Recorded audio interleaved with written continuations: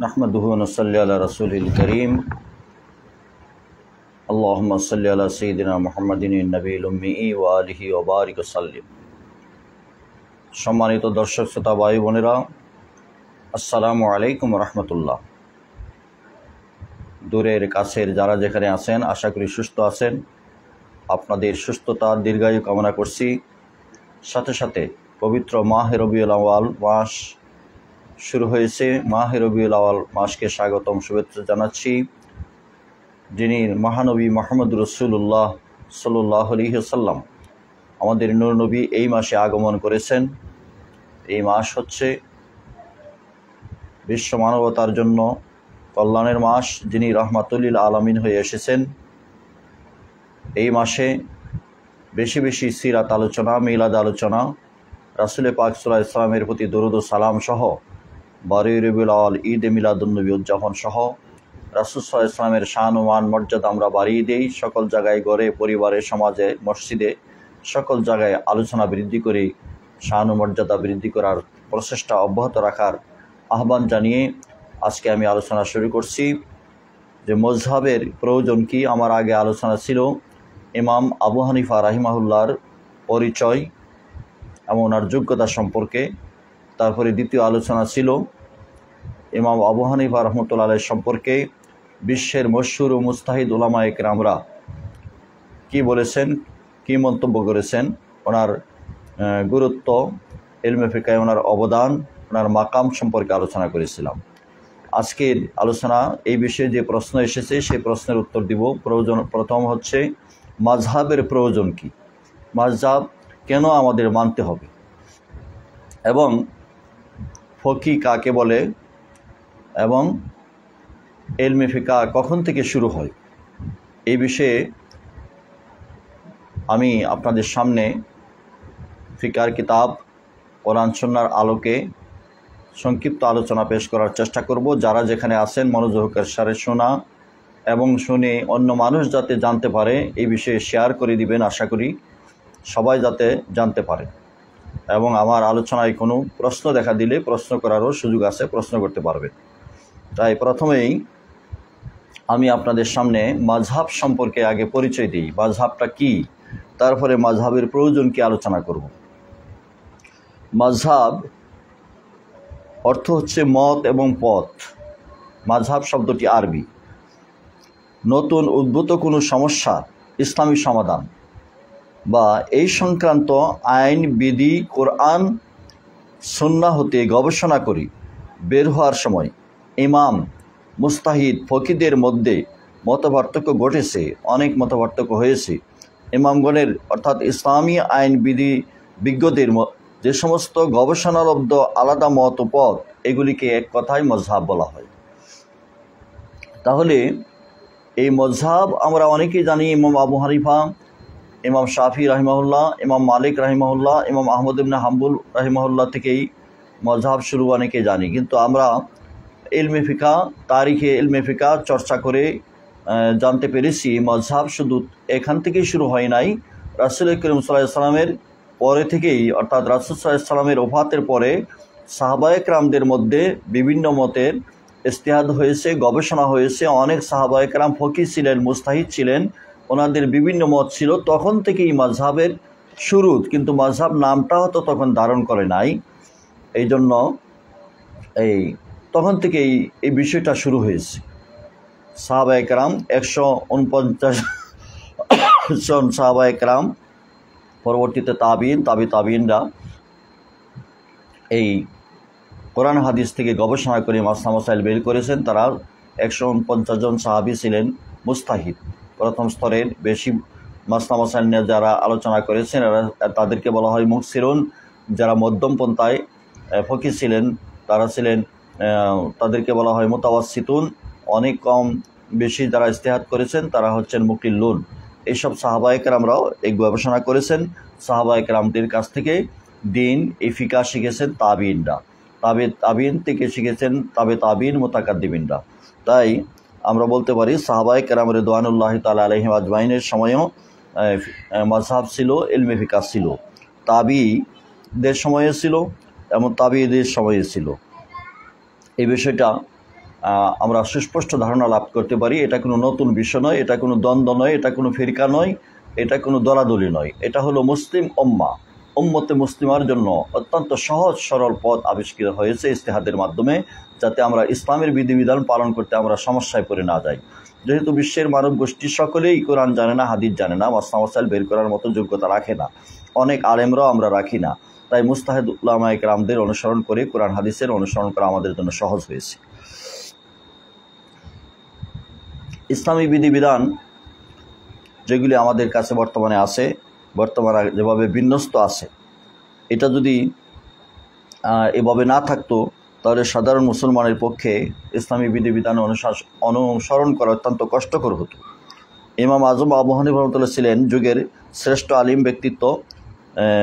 এই কথা ইতিহাসের কষ্টি পাথরে প্রমাণিত হয়েছে। তিনি ছিলেন হাফিজ কোরআন, হাফিজুল হাদিস।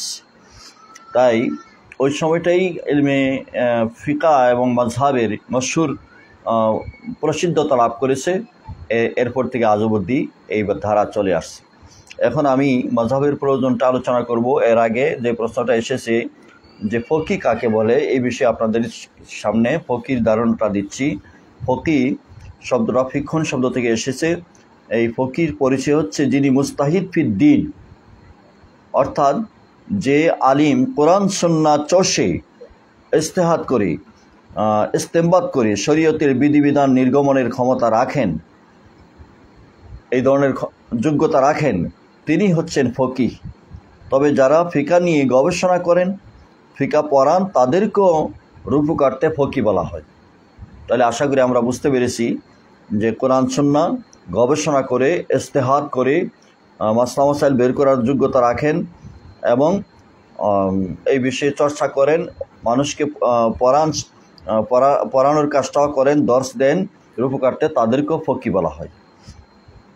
ইলমে ফিকা নিয়ে যারা চর্চা করেন, ইজতিহাদ করেন। আমি আপনাদের সামনে আগে ইলমে ফিকার পরিচয়টা দিব। ইলমে ফিকা কখন থেকে শুরু হয়েছে এই প্রশ্ন এসেছে।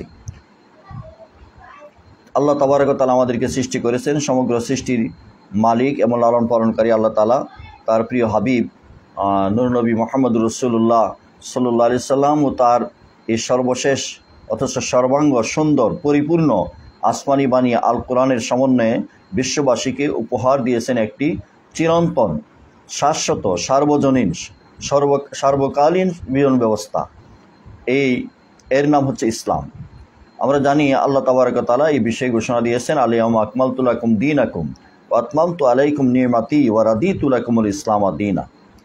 ইসলাম মানুষের ব্যক্তি, পরিবার, সমাজ, রাষ্ট্র, আন্তর্জাতিক জীবনের সুস্পষ্ট রূপরেখা অত্যন্ত সহজ অথচ সুন্দরভাবে তুলে ধরেছে হয়েছে,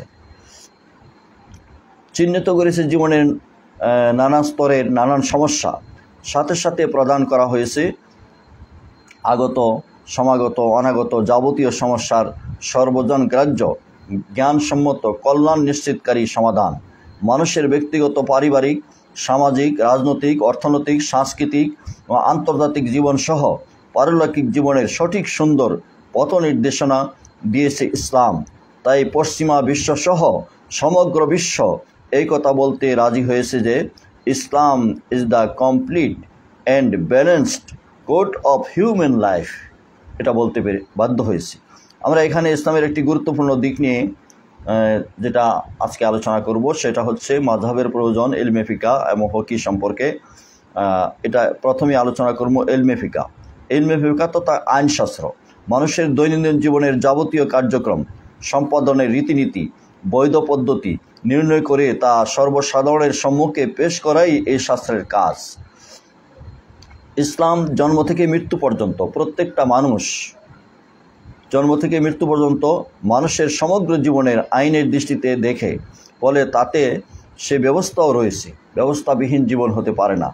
বিশ্বের অদ্বিতীয় আইনজ্ঞ, ন্যায় বিচারক, রাষ্ট্রনায়ক, অর্থনীতিবিদ, জ্যোতির্বিজ্ঞানী, দার্শনিক, গণিতিক, তত্ত্ববিদ, তাওহীদ এর প্রচারক ও প্রতিষ্ঠাতা, বিশ্বনেতা মহানবী মুহাম্মদুর রাসূলুল্লাহ সাল্লাল্লাহু আলাইহি সাল্লাম তার কর্মজীবনের মধ্য দিয়ে জীবন চলার পথের প্রায় যাবতীয় সমস্যার সমাধান করে গেছেন। এই কথা চিরন্তন।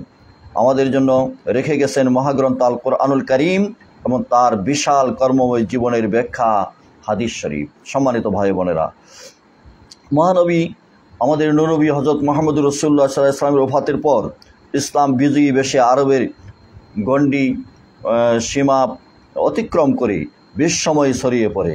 মুসলমানদের সারিতে যুক্ত হয় নানা ধর্মের, নানা বর্ণের, ভিন্ন ভৌগোলিক আবহাওয়া থেকে আসা লক্ষ লক্ষ অনারব। ফলে ইসলামী আইনের ক্ষেত্রে আরও প্রশস্ত করার প্রয়োজন দেখা দেয়।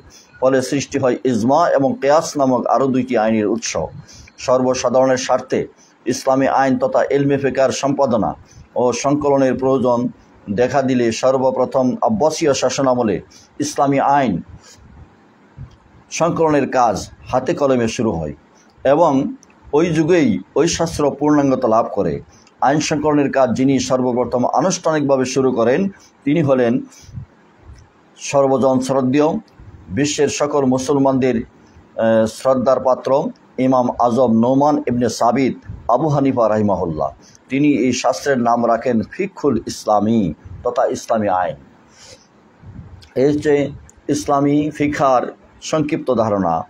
ফিকা, ইলমে ফিকা শব্দটি আরবি। ইলমুল শব্দের অর্থ ইদ্রাত তথা অবগত হওয়া। এখানে ইলম শব্দের অর্থ হচ্ছে শাস্ত্র অর্থে ব্যবহৃত হচ্ছে এই জায়গায়। ফিকুন শব্দটি ভাবে সামি আর মাজদার। সম্মানিত উলামায়ে কেরাম যারা আছেন তাদের জন্য বলছি, এর আবেদনের অর্থ কোনো কিছু যথাযথভাবে উপলব্ধি করা, অনুভব করা। যেমন আল্লাহ তাআলার বাণী, লাহুম কুলুবুল লা ইয়াফকাহুনা বিহা, তাদের অন্তর রয়েছে তবে তদ্বারা তারা উপলব্ধি করতে পারে না। এর অর্থ খোলা বা উন্মুক্ত করে দেওয়া। ফিকহুন শব্দটি ফুকাহাতুন ওজনে বাবে কারুমা হতেও ব্যবহৃত হয়। ফকি শব্দটি মূলত বাবে কারুমা থেকে গঠিত। ফকি অর্থ হচ্ছে জ্ঞানী, বুদ্ধিমান। তবে এখানে ফকি শব্দ দ্বারা ফিকহুন সম্পর্কে বিশেষজ্ঞ ব্যক্তি তথা ফিকা শাস্ত্রবিদ বোঝানো হয়েছে। সম্মানিত ভাই বোনেরা, ফিকহুন শব্দের অর্থ প্রকৃতপক্ষে কোনো বিষয়ে যথার্থ পর্যাপ্ত পরিমাণ জ্ঞান থাকা। আর ফকি ওই ব্যক্তি যিনি ইলমে দ্বীন তথা ইসলামী জ্ঞান সম্পর্কে যথার্থ পূর্ণাঙ্গভাবে জানেন। যেমন আল্লাহর নবী মুহাম্মদুর রাসূলুল্লাহ সাল্লাল্লাহু আলাইহি ওয়াসাল্লাম তিনি আমাদের উদ্দেশ্যে বলেছেন, মা ইউরিদুল্লাহু বিহি খাইরান ইফাক্কিহু ফিদ্দীন। আল্লাহ তাআলা যার মঙ্গল কামনা করেন তাকে দ্বীন সম্পর্কে গভীর জ্ঞান দান করেন। সম্মানিত ভাই বোনেরা, তাই আমি ইলমে ফিকার সম্পর্কে ধারণা দিলাম এবং ইলমে ফিকার পরিচয় সম্পর্কে। ইলমে ফিকা এমন একটি বিদ্যা যাতে কোরআন, হাদিস, ইজমা, কিয়াসের দলিল প্রমাণ দ্বারা ইসলামী শরীয়তের যাবতীয় বিধিবিধান স্থির করা হয়। প্রখ্যাত ইসলামী চিন্তাবিদ আল্লামা জালালউদ্দিন সুয়ুতী রাহিমাহুল্লাহ তিনি বলেছেন, আল ফিকহু হুয়া মাকুলুম মিন মানকুল, অর্থাৎ কোরআন ও সুন্নাহ থেকে যে আহকাম বিবেকে ধরা পড়ে তাই ফিকহে।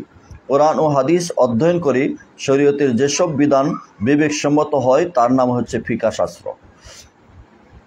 মিফতাহুস সাআদাত গ্রন্থের প্রণেতা তিনি বলেছেন, হুয়া ইলমুন বাহি সুনানিল আহকামি শরিয়াতিল ফারিইয়াতি মিন হাইসু ইস্তিমবাতিহা মিন আদিল্লাতিল তাফসিলিয়া।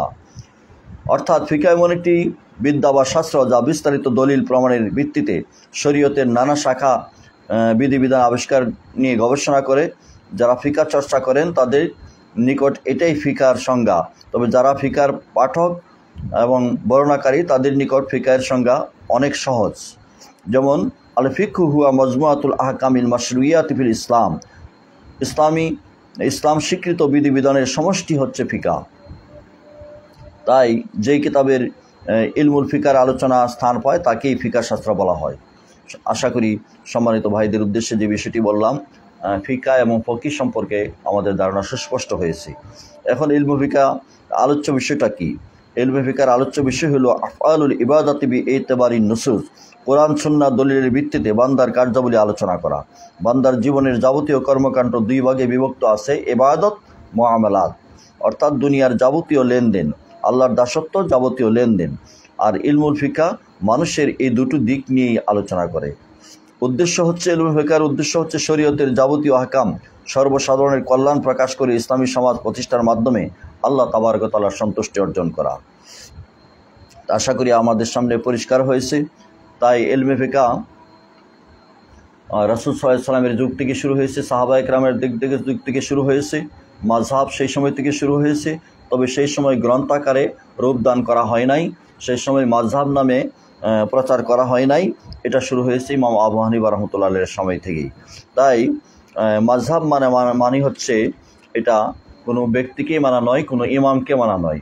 যে ব্যক্তি ইমামরা কোরআন হাদিসকে সামনে এনে কোনটা ফরজ, কোনটা ওয়াজিব, কোনটা সুন্নত, কোনটা মুস্তাহাব, কোনটা হারাম, কোনটা মাকরুহ তাহরিমি, এটা সুবিন্যস্ত করে সাজিয়ে দিয়েছেন। আপনারা অবশ্যই এই বিষয়ে আমার সাথে একমত হবেন, অনেক আলেমরাও একমত হবেন যে গ্রামের আমাদের অসংখ্য মানুষ পৃথিবীতে রয়েছে যারা কোরআন পড়তে জানে না, কোরআন জানে না। অসংখ্য মানুষ কোরআন পড়তে জানে, শুদ্ধ করে পড়তে পারে না। অসংখ্য মানুষ এমন রয়েছে কোরআন পড়তে পারে কিন্তু অর্থ জানে না, অর্থ জানে, ব্যাখ্যা জানে খুব কম। একটি গ্রামে দু একজন লোক অনেক জায়গায় খুঁজে পাওয়া যায় না। এই মানুষগুলি ইসলামের বিধিবিধান কিভাবে পালন করবে? কে তাদের জন্য বিধিবিধানটা কে বুঝাই দিবে? এই বুঝাই দেওয়ার জন্য দায়িত্ব পালন করেছেন ইমাম আবু হানিফা রাহিমাহুল্লাহ, ইমাম শাফি রাহিমাহুল্লাহ, ইমাম মালিক রাহিমুল্লাহ, ইমাম আহমদ থেকে শুরু করে পরবর্তী যুগে যারা ফকি মুস্তাহিদরা এসেছেন, এই মাসআলাগুলি আমাদের কাছে প্রচার করে বুঝিয়ে দিয়েছেন, সুন্দর করে সাজিয়ে দিয়েছেন। তাই এটা আমাদের জন্য রহমত, আমাদের জন্য কল্যাণ। এটা ইসলামের দ্বন্দ্ব নয়, ইসলামের মধ্যে গ্রুপ সৃষ্টি নয়, ইসলামের জন্য দলাদলি নয়। দলাদলি হচ্ছে যারা বিভিন্ন দল গঠন করে নিজের দিকে আহ্বান জানায়, বিভিন্ন মতবাদ প্রচার করে, কেউ দিন কায়েমের জন্য দলের দিকে আহ্বান জানায়। এইভাবে দল হইতে হইতে 71, 72, 74 পর্যন্ত দল তৈরি হয়েছে। এগুলি হচ্ছে ফিরকা। তাই আসুন, মাযহাবের প্রয়োজন আমরা এই জন্যই মনে করি যে মাযহাবের যে বিধিবিধানগুলি সাজিয়ে দেওয়া হয়েছে কোরআন সুন্নাহর, সেটা আমরা নিজেরা সাজাইতে পারবো না অনেকেই। হ্যাঁ, যারা মুস্তাহিদ, যারা কোরআন হাদিসের গবেষক, কোরআন হাদিসের সব বুঝেন, সকল অর্থ বুঝেন, মাসলা বের করতে পারেন, এমন মুস্তাহিদ যারা হয়েছেন তারা নিজেরা নিজে কোনো মাযহাবের অনুসরণ করার প্রয়োজন নেই। তাই ইলমে ফিকার পরিচয় আমি দিয়েছি, এবং ইলমে ফিকা যারা গভীর জ্ঞান অর্জন করেছেন তাদেরকে ফকি বলা হয়, সেইটাও আমি বলেছি। এখন আমি আপনাদের সামনে কোরআনে কারিমের তাফসিরে মারিফুল কোরআন থেকে আপনাদেরকে আমি পড়ে শোনাইব যে কেন আমরা মাযহাবের মানা প্রয়োজন। কোরআনে কারিমে সূরা আন-নহলের 43 নম্বর আয়াতে আল্লাহ পাক বলেছেন, আমা আরসালনা মিন কাবলিকা ইল্লা রিজালান নুহি ইলাইহিম ফাসআলু আহলা যিকরি ইন কুনতুম লা তা'লামুন। এই ফাসআলু আহলা যিকরি, এই বাক্য থেকে অর্থাৎ এই আয়াত থেকে যে ব্যাখ্যাটা করা হয়েছে তা আপনাদের সামনে সরাসরি আমি পড়ে শোনাচ্ছি। তাফসিরে মারিফুল কোরআন। বিশেষ জাতি সম্পর্কে যদিও বলা হয়েছে, উনি এই কথাও বলেছেন, কিন্তু এই কথাটি ভাষাটি ব্যাপক হওয়ার কারণে এই জাতীয় সব ব্যাপারকে শামিল করে। তাই কোরআনী বর্ণনা ভঙ্গির দিক থেকে একটি গুরুত্বপূর্ণ যুক্তিসঙ্গত ইতিহাসগত বিধি যে যারা বিধিবিধানের জ্ঞান রাখে না, তারা যারা জানে তাদের কাছে জিজ্ঞাসা করে নিবে এবং তাদের কথা মতো কাজ করা জ্ঞানহীনদের উপর ফরজ হবে। আশা করি বুঝেছেন। যারা জ্ঞান রাখে না আর যারা জ্ঞান রাখে, অর্থাৎ আলেমদের কাছে জিজ্ঞাসা করে জেনে তাদেরকে মানা, এটা ফরজ বলেছেন। একেই তাকলিদ বা অনুসরণ বলে, অর্থাৎ মাযহাবের অনুসরণ বলে। এটার নামই তাকলিদ। এটা কোরআনের সুস্পষ্ট নির্দেশ এবং যুক্তিগতভাবেও এই পথ ছাড়া আমল অর্থাৎ কর্মকে ব্যাপক করার আর কোনো উপায় নেই। সাহাবিগণের যুগ থেকে শুরু করে আজ পর্যন্ত কোনোরূপ মতানৈক্য ছাড়াই এই বিধি পালিত হয়ে আসছে। যারা তাকলিদ অস্বীকার করে তারাও তাকলিদ অস্বীকার করে না। যারা আলেম নয় তারা আলেমদের কাছ থেকে ফতোয়া নিয়ে কাজ করবে।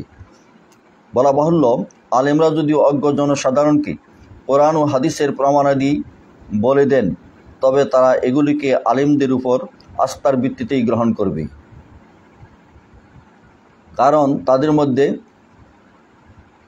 প্রামাণ্য দিকে বোঝা ও ফরক করার যোগ্যতা কোথায়? জ্ঞানীদের উপর আস্থা রেখে কোনো নির্দেশকে শরীয়তের নির্দেশ মনে করে পালন করার নামই তো তাকলিদ। এই তাকলিদ যে বৈধ বা জরুরি তাতে কোনোরূপ মতভেদের অবকাশ নেই। তবে যেসব আলেম কোরআন ও হাদিস ও ইজমার ক্ষেত্রসমূহ বোঝার যোগ্যতা রাখে, তারা কারো তাকলিদ না করে এমন বিধিবিধানের সরাসরি কোরআন ও হাদিস অনুযায়ী কাজ করতে পারবে। যেগুলো কোরআন ও হাদিসের পরিষ্কারভাবে উল্লিখিত রয়েছে এবং যেগুলোকে সাহাবি ও তাবি আলিমদের মধ্যে কোনো মতবিরোধ নেই। কিন্তু যেসব বিধান পরিষ্কারভাবে কোরআন ও হাদিসে উল্লিখিত নেই অথবা যেগুলোতে কোরআনী আয়াত ও হাদিসের মধ্যে বাহ্যত পরস্পর বিরোধিতা দৃষ্টিগোচর হয় অথবা যেগুলোতে সাহাবি ও তাবিগুণের মধ্যে আয়াত কিংবা হাদিসের অর্থ নির্ধারণের মতভেদ রয়েছে, সেসব বিধিবিধান ইজতিহাদি বিষয়রূপে গণ্য হয় এবং পরিভাষায় এগুলিকে মুস্তাহাদ ফি মাসআলা বলে। নিজে মুস্তাহিদ নয় এমন প্রত্যেক আলিমের পক্ষেও এ জাতীয় মাসলায় কোনো একজন মুস্তাহিদ ইমামের তাকলিদ করা জরুরি। ব্যক্তিগত অভিমতের ভিত্তিতে এক আয়াত কিংবা হাদিসকে অগ্রগণ্য মনে করে অবলম্বন করা এবং অন্য আয়াত কিংবা হাদিসকে অনগ্রগণ্য সাব্যস্ত করে ছেড়ে দেওয়া তার পক্ষে বৈধ নয়।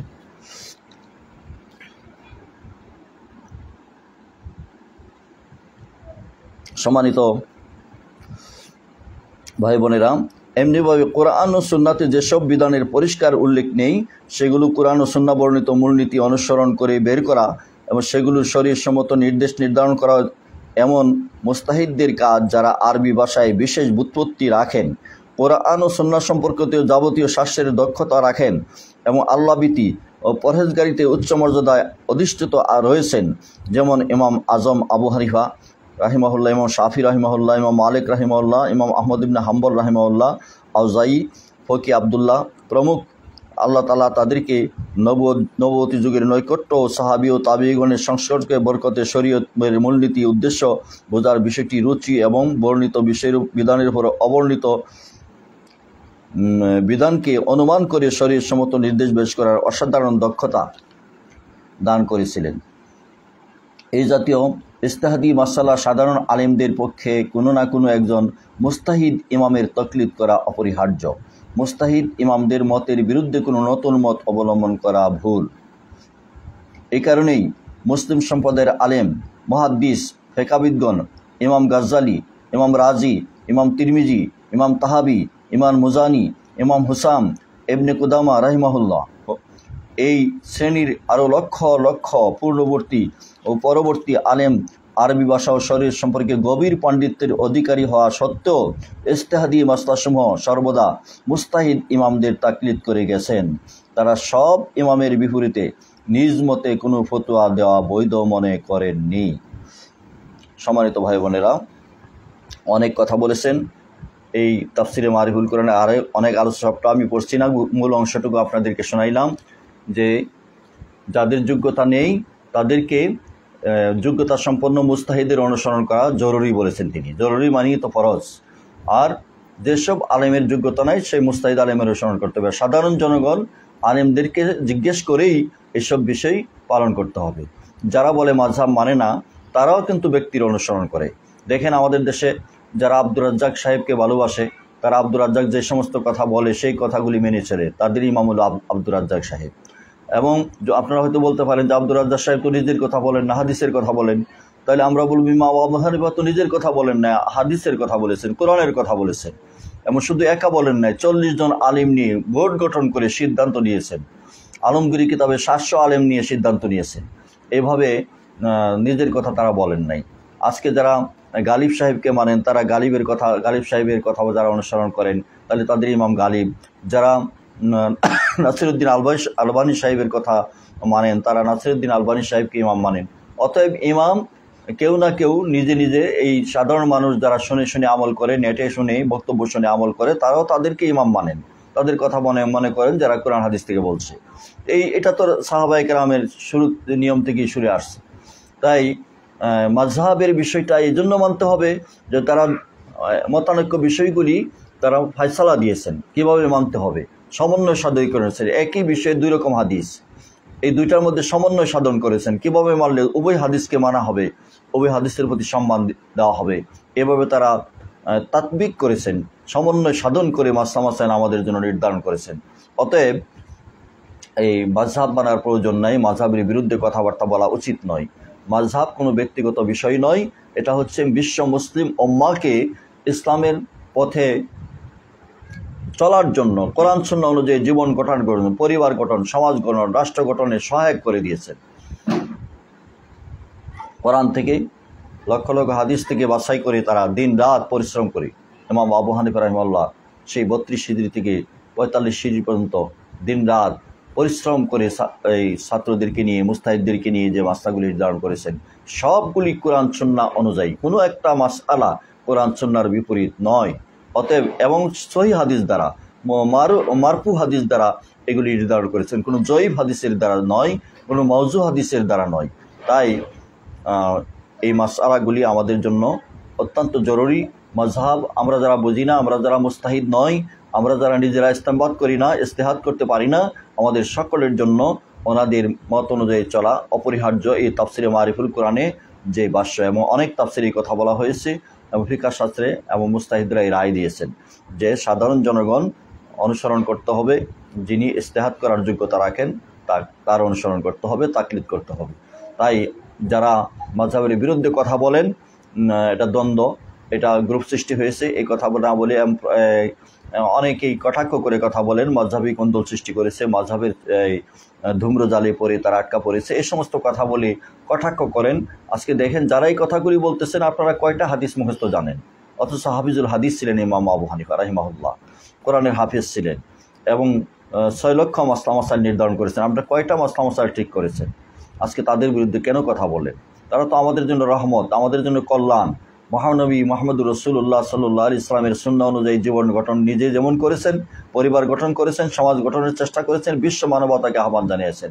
আপনি আমি কয়জনকে এভাবে করতে পেরেছি? কত সময় ইসলামের জন্য দিতে পেরেছি?